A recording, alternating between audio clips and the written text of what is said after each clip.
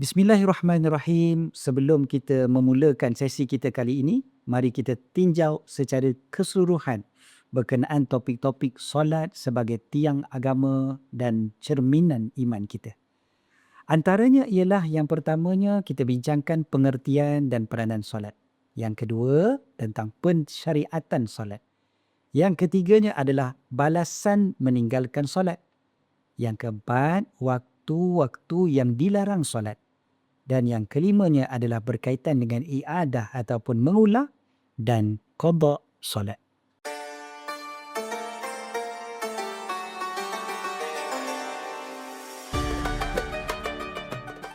Assalamualaikum warahmatullahi wabarakatuh. Saya Imam Muda Ashraf. Hari ini insya-Allah kita nak kupas berkenaan dengan solat sebagai cerminan iman dan juga tiang agama. Sebenarnya solat ini sesuatu yang memberikan peranan besar dalam kehidupan manusia. Sama ada kehidupan selepas ini ataupun sebenarnya dia banyak mempengaruhi kehidupan kita di dunia. Bagi memulakan sesi kita hari ini, sama-sama kita muqaddimah. Mulakan dengan hadis yang saya nak baca ini berkaitan dengan fiqh solat. Daripada Mu'adz bin Jabal radhiyallahu an, Rasulullah sallallahu alaihi wasallam bersabda, "Ra'sul amri Islam wa 'umuduhu as-salah." Maksudnya, tunjang kepala segala urusan adalah Islam dan tiangnya adalah solat. Hadis riwayat Tirmizi dan juga Sunan dan sanadnya baik. Jadi bila kita faham Islam satu kepala segala kehidupan kita. Tetapi tanpa ada tiang, maka kepala itu akan jatuh. Tanpa ada tulang belakang, maka tidak berdiri tegaklah struktur agama Islam itu. Apakah tiangnya? Tiangnya adalah as-salah.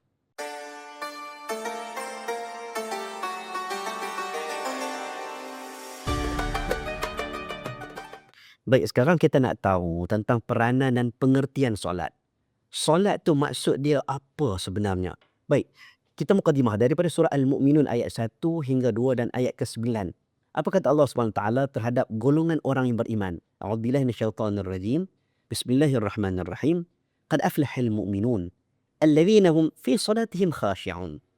Kata Allah SWT, sesungguhnya berjayalah orang-orang yang beriman. Maksudnya orang beriman dia berjaya. Berjaya dengan sebab apa? Iaitu mereka yang khusyuk dalam solatnya.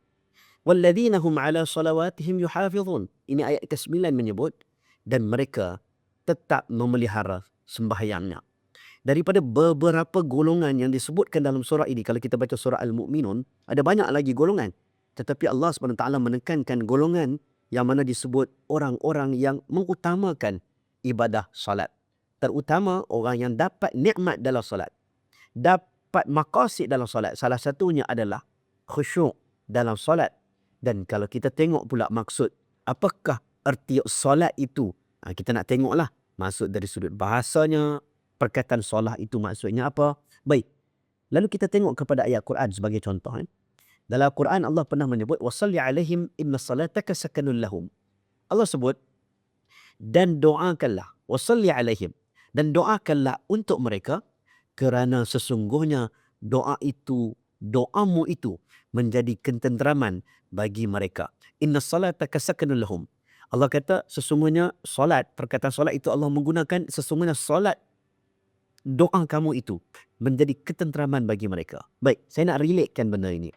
Dari segi istilah, biasa kita faham solat ni adalah satu kalimah yang digunakan dengan bermaksud perkataan dan perbuatan yang tertentu yang dimulakan dengan takbiratul ihram dan diakhiri dengan salam.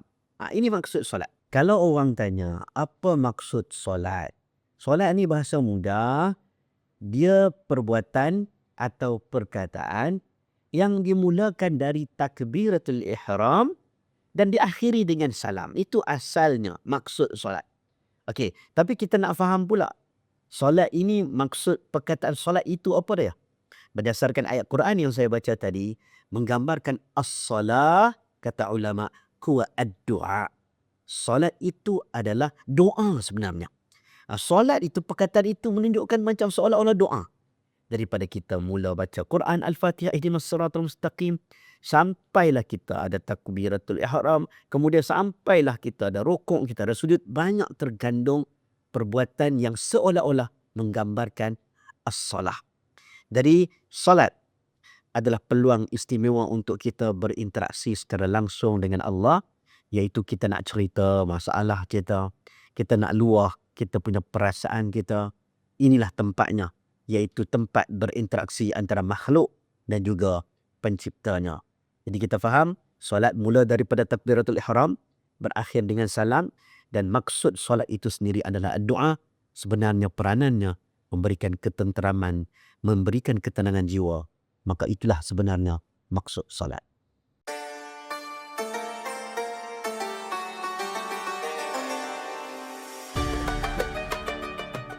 Baik, sekarang kita nak cerita macam mana dia punya kronologi, macam mana datangnya pensyariatan solat, okey?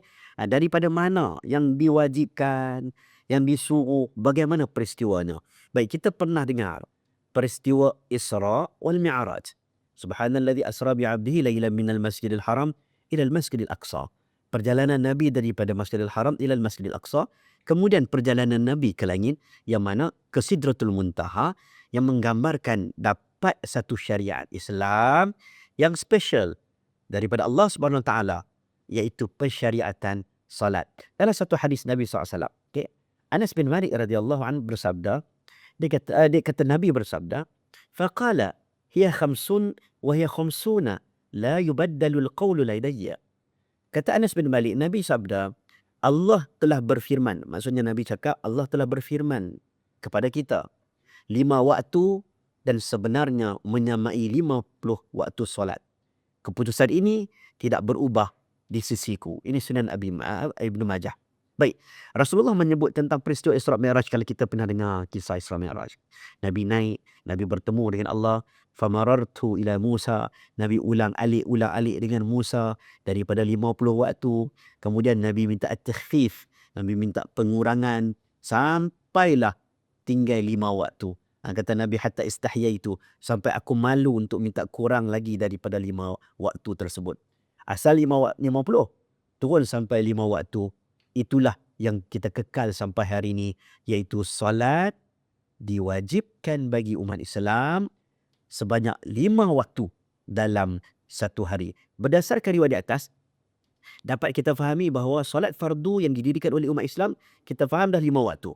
Sebab itu Al-Imam Badruddin Al-Aini menjelaskan bahawa Allah memerintahkan untuk mengerjakan solat fardu sebanyak 50 waktu. Namun atas sifat rahmat Allah kepada umat Islam, maka dikurangkan kepada 5 waktu. Tengok, daripada 50 turun kepada 5, memberi gambaran bahawa sifat kasih sayang Allah ke atas makhluknya. Jadi kalau kita nak kaitkan dengan satu riwayat, saya nak sebut tentang riwayat macam mana Sayyidina Ali bin Abi Talib. Dia kata apabila tiba waktu solat, tubuhnya akan menggigil. Ni sahabat Nabi punya solat ni dia lain macam. Bila tiba waktu solat, sahabat akan bergetar. Wajah pun nampak pucat. Sampai para sahabat tanya, ya Ali bin Abi Talib, kenapa wajahmu pucat? Kenapa tanganmu nampak bergetar, menggigil setiap kali nak mendirikan salat? Kata Ali bin Abi Talib, tahukah kamu sesungguhnya sebentar lagi aku akan menghadap Allah SWT dan menunaikan satu amanah yang berat. Lalu Ali bin Abi Talib membacakan ayat Quran dalam surah Ahzab ayat 72.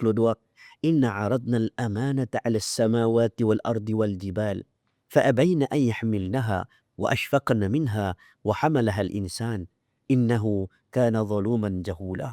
Kata Ali bin Abi Talib, dia baca ayat Quran dia kata apa? Ayat ni kita pernah dengar tentang amanah. Iaitu sesungguhnya kata Allah, kami, yakni Allah, telah mengemukakan, memberikan tanggungjawab kepada kamu. Langit dan bumi, kalau kamu tengok, bagi tanggungjawab, bagi amanah kepada langit dan bumi, gunung ganang. Semua tak nak pikul amanah tersebut. Tetapi manusia ni dengan beraninya dia menjawab, kami mahu memikul amanah tersebut. Demikianlah pesanan Sayyidina Ali bin Abi Talib, seorang yang kita kata dekat dengan Nabi SAW, terkenal dengan ketakwaannya, Kalau dia seberi bergetar untuk bertemu dengan Allah, sewajarnya kita bila nak mendirikan solat, kita juga khusyuk dan mengharapkan agar solat kita diterima oleh Allah Subhanahu wa taala.